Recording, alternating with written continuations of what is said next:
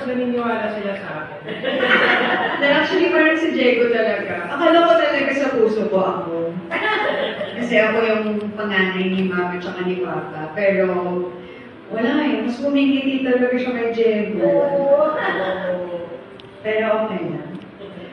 Si Yaya, ayun, since birth, kasama ko, parang parang tatlo silang mag-asawa talaga. Si Mama, si Papa, at si Yaya pa.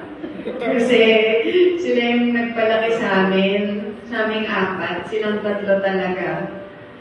At saka syempre laking pasasalamat ko din talaga sa inyo, sa family niyo, Ate Am, kasi para na talaga tayong isang pamilya, di ba? Sabi nga ni Ate Manet, thank you sa mga espera. Kasi talaga parang isa tayong buong pamilya. Si Grace parang kapatid ko, sila Clam, sila Katrina.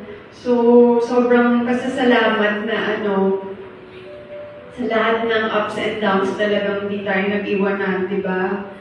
At saka, hindi ko na alam. Actually, ang dasal talaga namin is na kasi syempre ang dami nang nangyari this year, di ba?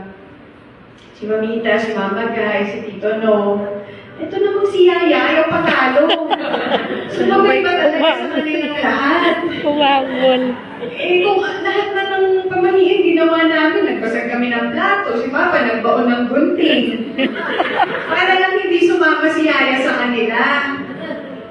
Pero, siguro superstar din talaga si Yaya, ayaw niyang paiwan. Kaya,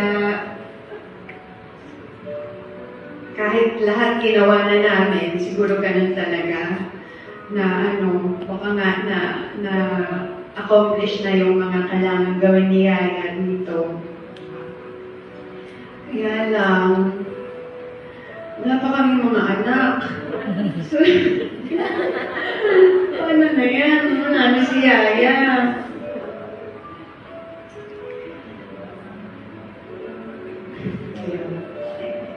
Siguro na lang, yung pagmamahal ni Yaya talagang ramdam namin sa bawat kilos niya, Ate Ami, di ba?